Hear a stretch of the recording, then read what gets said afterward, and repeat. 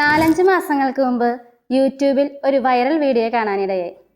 12-ാം നൂറ്റാണ്ടിലെ വിശുദ്ധ ക്ലാരയും 21-ാം നൂറ്റാണ്ടിലെ ഈ വീഡിയോയും തമ്മിൽ എന്താണ് ബന്ധമെന്നല്ലേ പറയാം. അതിനു മുമ്പ് ഞാൻ നിങ്ങളോടൊരു കാര്യം ചോദിക്കട്ടെ.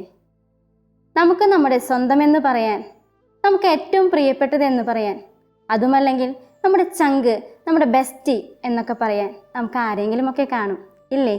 ഇല്ലെങ്കിൽ ഇങ്ങനെ ഒരു ബെസ്റ്റിയായി നമുക്ക് നമ്മുടെ ചങ്കീശയെ കൂട്ടുപിടിച്ചാലോ? ഓക്കെ, ഇനി നമുക്ക് ആ വീഡിയോയിലേക്ക് തിരിച്ചു വരാം.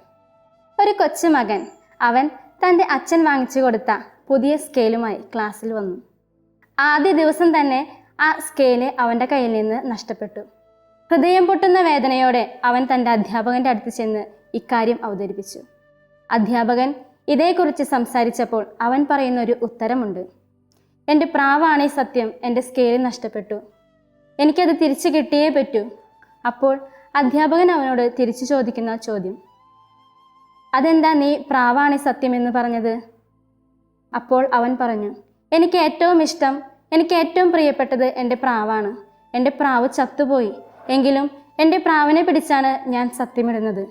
അപ്പോൾ അധ്യാപകൻ ചോദിച്ചു: നിനക്ക് എന്നെ ഇഷ്ടമല്ലേ? എൻ്റെ പേര് പറഞ്ഞുകൂടെ? ഇല്ല, എനിക്ക് ഏറ്റവും ഇഷ്ടപ്പെട്ടത്, ഏറ്റവും പ്രിയപ്പെട്ടത് എൻ്റെ പ്രാവാണ്. അതുകൊണ്ടാണ് ഞാൻ എൻ്റെ പ്രാവിനെ പിടിച്ച് സത്യമിട്ടത്. ഇനി മറ്റൊരു സത്യമിടാൻ എനിക്ക് പറ്റില്ല. ഇനി അങ്ങനൊരു സത്യമിടുകയാണെങ്കിൽ അതെൻ്റെ ചങ്കിന് ചങ്ങലക്കിടുന്നത് പോലെയാണ്. നോക്കൂ പ്രിയ സഹോദരങ്ങളെ, ഇവിടെ സത്യമിടുന്നതിനെ കുറിച്ചല്ല, മറിച്ച് അവൻ്റെ പ്രാവിനോടുള്ള ബന്ധത്തെക്കുറിച്ച് പറയാനാണ് ഞാനിത് ഇവിടെ അവതരിപ്പിച്ചത്. നമുക്കും നമ്മുടെ പ്രിയ സഹോദരങ്ങളോടും ഏറ്റവും പ്രിയപ്പെട്ടവർ എന്ന് പറയുന്നവരോടുമുള്ള ബന്ധം ഇപ്രകാരമാണോ? ഇതുപോലെ ഇതിനേക്കാളധികം ഈശോയെ സ്നേഹിച്ച ധീരകന്യകയാണ് അസീസിയിലെ വിശുദ്ധ ക്ലാര.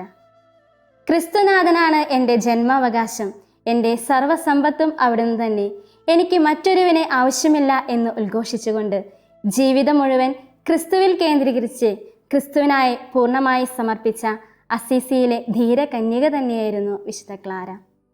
അതുപോലെ തന്നെ ക്രൂശനായ ക്രിസ്തുവിനെ പറ്റിയുള്ള മധുര സ്മരണകൾ അയവിറക്കുകയായിരുന്നു അവളുടെ ജീവിത ആനന്ദം. ക്രൂശനായ ക്രിസ്തുവിനോടുള്ള അതിരറ്റ സ്നേഹത്തിൻ്റെ പ്രതിഫലമെന്നോണം അസാധാരണ അനുഭവങ്ങളും അനുഗ്രഹങ്ങളും അവളുടെ ജീവിതത്തിൽ അവൾക്ക് ലഭിച്ചു. അമ്മ തൻ്റെ ഹൃദയനാഥൻ്റെ ജീവിതത്തോട് കൂടുതൽ അലിഞ്ഞു ചേരുവാൻ ആഗ്രഹിച്ചു. ക്രിസ്തുവിനോടുള്ള അതിരറ്റ സ്നേഹത്തിൻ്റെ പ്രതിഫലം എന്നോണം അവളുടെ ജീവിതത്തിൽ അസാധാരണ അനുഭവങ്ങളും അനുഗ്രഹങ്ങളും അമ്മയ്ക്ക് ലഭിച്ചിരുന്നു. അമ്മ തൻ്റെ ഹൃദയനാഥൻ്റെ ജീവിതത്തോട് കൂടുതൽ അലിഞ്ഞു ചേരുവാൻ സദാ ആഗ്രഹിച്ചു. ക്രിസ്തുവിനോടുള്ള ജീവസ്പർശിയായ സ്നേഹമായിരുന്നു അവളുടെ പ്രാർത്ഥനാ ജീവിതത്തിൻ്റെ അടിസ്ഥാനവും. എല്ലാ നിമിഷവും ഈശോയെ ഹൃദയത്തിലും മനസ്സിലും കരളിലും അവൾ സംവഹിച്ചു.